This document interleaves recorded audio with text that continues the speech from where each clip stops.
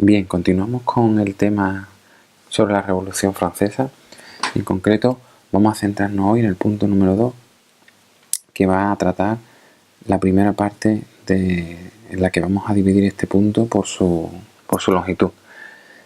Va a llamarse la Revolución Francesa primera parte y en ella vamos a tratar las primeras fases de este periodo de la historia de Francia. Bien, pues la Revolución Francesa, como ya hemos comentado, es uno de los sucesos más importantes de la historia de Francia, pero va a tener unas consecuencias que van a afectar prácticamente a todos los países de una u otra manera por las ideas y por los cambios que se van a producir en este periodo. Comienza en 1789 y va a pasar por distintas fases. La primera fase que vamos a tratar es anterior a 1789, es decir, es la parte previa a esta revolución. Vamos a contar la situación en la que se encontraba Francia por aquellos momentos. A finales del siglo XVIII, en los años 80, Francia estaba en una situación bastante complicada, básicamente desde un punto de vista económico, un punto de vista financiero. Los gastos de la corona superaban a sus ingresos a causa de, por ejemplo, básicamente las guerras que había mantenido contra Gran Bretaña, la guerra de los 7 años o la guerra de independencia de las colonias americanas. Ahí había apoyado Francia a las colonias americanas y eso suponía un gasto económico importante. Para solucionar esto, lo que se buscó fue aumentar los impuestos. ¿Cómo afectaba eso y a quién afectaba? Pues afectaba al comercio, ya que gran parte de los impuestos suponían encarecer los productos, aranceles y lógicamente dificultaba el comercio de Francia y también encarecían los artículos de primera necesidad.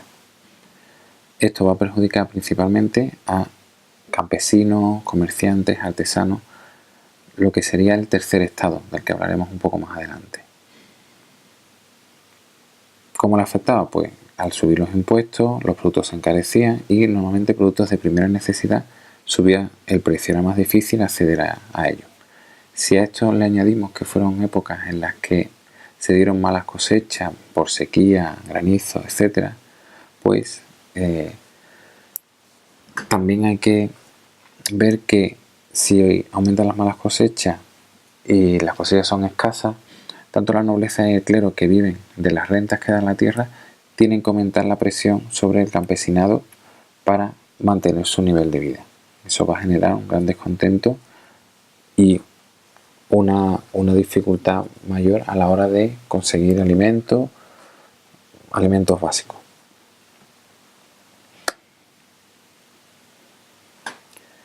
Los ministros del rey, de Luis XVI, que era el rey de Francia en aquellos momentos, recomiendan al rey hacer algo para que la nobleza y el clero paguen impuestos, para intentar mejorar o solucionar el problema financiero del país. Los grupos privilegiados van a negarse, ellos no pagaban impuestos, no tenían por qué pagar impuestos, porque la Iglesia hacía un pago casi testimonial, pero que no sirvió para mucho. Y como hemos dicho, esos grupos privilegiados van a oponerse a ese pago. El rey, ante esta situación, se ve obligado a convocar los Estados Generales para mayo de 1789 en Versalles, que es donde estaba situada la corte francesa. Estos Estados Generales eran una asamblea formada por los tres estados, clero, nobleza y el tercer estado, es decir, todo lo demás, burguesía, representantes de las ciudades, etc. Allí se iban a poder votar nuevos impuestos y es curioso porque no se convocaban estados generales desde 1614. Es decir, la situación había llegado a tal nivel de importancia como para tener que convocar estados generales cuando normalmente no se llegaba a esa situación.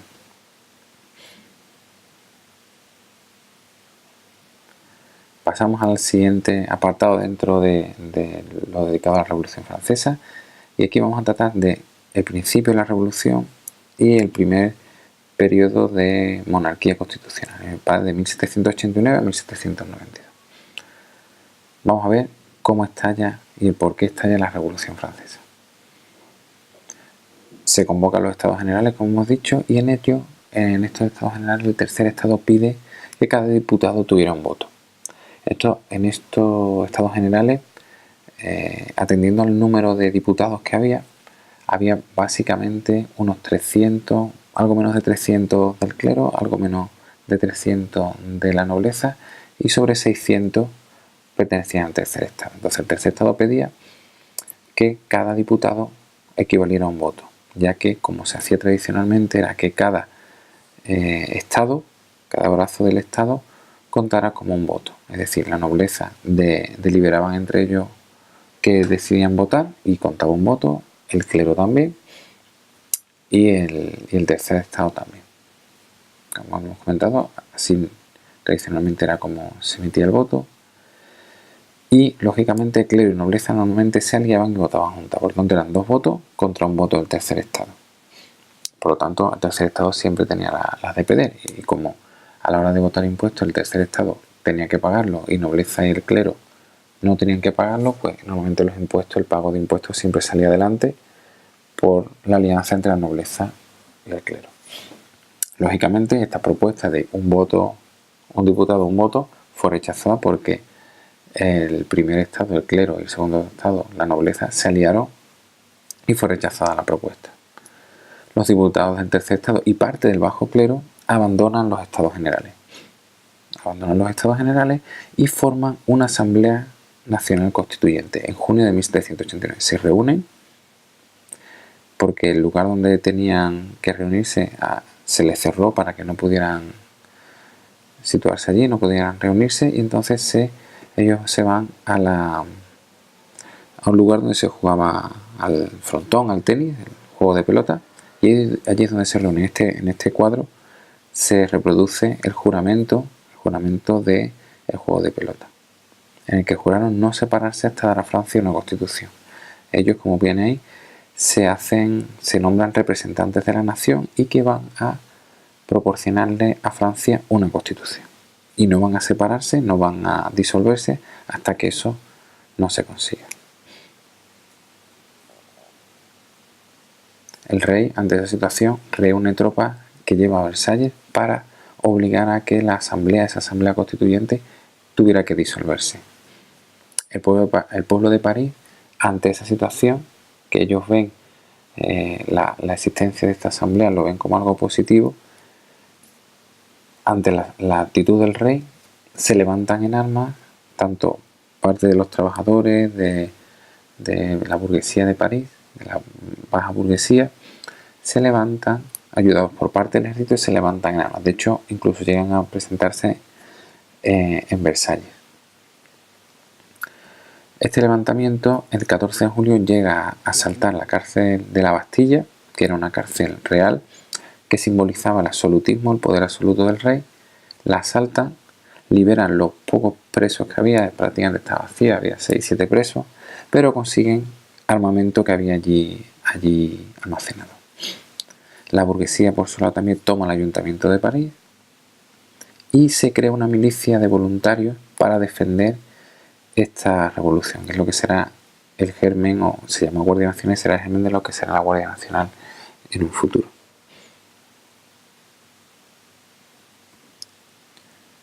Ante esta situación, pasamos a la siguiente fase, será la monarquía constitucional, porque ante esta presión el rey tiene que ceder y acepta que esta Asamblea Nacional lleve a cabo una serie de reformas, una serie de medidas entre 1789 y 1791. ¿Cuáles van a ser estas medidas que se van a llevar a cabo? En primer lugar, se abolirán los derechos y privilegios feudales. Todos los ciudadanos van a ser considerados iguales ante la ley y todos van a tener que pagar impuestos. Los privilegios que existían previamente entre nobleza, clero y tercer estado, esas diferencias van a desaparecer.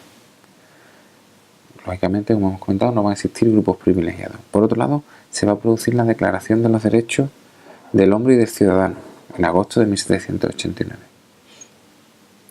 Se va a comentar la existencia de derechos básicos universales, igualdad, libertad, derecho a la propiedad. Y eso ya nos va a hacer recordar lo que hemos visto en el punto anterior respecto a la Declaración de Independencia americana y la de los derechos del estado de Virginia. De ahí va a salir la idea que va a plasmarse en esta en la Francia de 1789. ¿Qué más cambios van a producirse?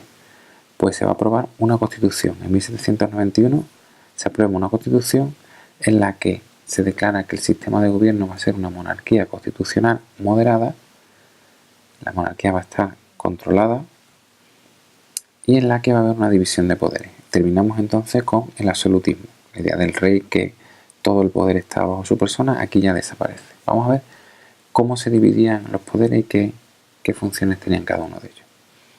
Pues según la Constitución de 1791 vamos a tener un poder legislativo, un poder ejecutivo y un poder judicial. El poder legislativo iba a estar en manos de la Asamblea Legislativa, que se iba a dedicar, ahora lo comentaremos, a preparar las leyes. El poder ejecutivo estaría en manos del rey y el poder judicial en manos de los tribunales. Como hemos comentado, la Asamblea Legislativa iba a aprobar las leyes y establecer impuestos. El rey elegía a los ministros, podía retrasar la aprobación de una ley, pero no podía rechazarla, no podía vetarla. Y los tribunales, por otro lado, eran independientes del poder legislativo y ejecutivo, o sea, mantendrían esa independencia del resto de los otros dos poderes. Esa sería la idea de la división de poderes que aparece en la Constitución de 1791. Otros cambios serían reformas económicas inspiradas en la idea de la fisiocracia y del liberalismo. ¿En qué se va a concretar? Pues se van a eliminar o modificar impuestos, va a haber libertad de comercio dentro de Francia, dentro del Reino de Francia se van a eliminar todo tipo de aduanas y aranceles internos, van a desaparecer los gremios, otro punto importante, y se va a abolir la esclavitud, aunque solo en Francia, no en las colonias. En las colonias se mantendrá la esclavitud. Y se va a prohibir también la existencia de sindicatos y el derecho a huelga. Eso se prohíbe. Va a haber también reformas en la administración y reformas judiciales. Bastante interesante. Se va a unificar toda la administración y todo el sistema judicial de Francia, uno mismo para todo el territorio. El país se va a dividir en 83 departamentos, 83 para que contamos como una especie de 83 provincias, y los ciudadanos de cada departamento van a elegir a sus ayuntamientos, se denominan comunas. Se va a establecer un mismo sistema de peso y medida, el sistema métrico decimal, el que hoy seguimos usando. Aquí se va a hacer que sea el que se va a unificar dentro del país. Para eso va a mejorar el comercio, lógicamente, porque si hay un mismo sistema de medida, pues los intercambios van a ser mucho más rápidos y mucho más fluidos. Imaginemos, salvando las distancias, pero es lo mismo que en la Comunidad Europea, Comunidad Económica Europea, el euro, si hay una misma moneda, es mucho más fácil hacer transacciones económicas que al haber distintas monedas. Pues imaginar distintos sistemas métricos, que en un lugar se midiera con unas unidades, en otro lugar dentro del mismo país con otras unidades, eso haría más complejo todas las transacciones. Y también se establece la misma pena máxima para los delincuentes. La pena máxima va a ser la muerte por la guillotina, de la que más tarde hablaremos también dentro del punto dedicado a la Revolución Francesa, pero ya en la segunda parte. También va a haber reformas en la Iglesia Católica. Se va a establecer una constitución civil del clero por la que la Iglesia va a perder parte de sus ingresos. ¿Por qué? Pues porque el diezmo va a desaparecer. Eso es un impuesto que había que pagar a la Iglesia, la 10ª parte de la producción del campo, por ejemplo, que eso se estableció ya en época de la Alta Edad Media. Pues desaparece ahora en Francia y parte de las tierras de la Iglesia pasan a convertirse en bienes nacionales. ¿Sí? Se les quita esas tierras a la Iglesia y se convierten en bienes del Estado. El clero va a convertirse en una especie de funcionarios pagados por el Estado que tendrán que jurar obediencia al Estado y tendrán que jurar la Constitución. El Papa y parte del clero se van a oponer a esto y muchos católicos también se opondrán y van a convertirse en enemigos de la revolución. Va a ser núcleos y movimientos de personas antirrevolucionarias. Pero sí, revolucionarias. También no ya hablando de cambios que se producen, pero sí habría que mencionar que en esta época aparecen ya distintos grupos políticos dentro de la Asamblea y dentro de la Asamblea Constituyente. Ya a partir de ahí y con posterioridad van a aparecer distintos grupos políticos. Van a formarse básicamente dos grupos diferenciados, los que se situaban a la derecha y a la izquierda, se situaban a la derecha y a la izquierda a la hora de reunirse, y de ahí vienen los términos derecha e izquierda que hoy seguimos utilizando. Bien, pues los de la derecha serían los grupos tradicionalistas, partidarios de la monarquía absoluta. Van a ser personas contrarias a las reformas, van a tener el apoyo del rey de parte del clero y de esos campesinos y de esas personas católicas que se habían visto o que veían con malos ojos las reformas a las que se había sometido a la Iglesia. Y por otro lado vamos a tener los situados a la izquierda, que aquí vamos a tener revolucionarios y reformistas radicales. Básicamente van a estar divididos en dos grupos. Los girondinos, que van a representar la burguesía de las provincias, son algo más moderados, van a estar liderados por Brissot. Y por otro lado vamos a tener a los jacobinos, que van a apoyarse en las clases un poco más bajas de París, en los sans-culottes, que tienen ese nombre porque no llevaban culottes, llevaban pantalones, es decir, no llevaban calzas ajustadas, sino llevaban pantalones, de ahí el nombre. Y van a ser defensores de la versión más radical de la revolución. ¿Quién va a liderar a estos grupos, a los jacobinos? Pues básicamente Danton y Robespierre. Y hasta aquí quedaría la primera parte del punto dedicado a la Revolución Francesa. En la siguiente parte veremos la continuación, en la que hablaremos de la época del terror y la República burguesa y la subida al poder de la figura de Napoleón Bonaparte. Pues hasta aquí esta primera parte del punto dedicado a la Revolución Francesa.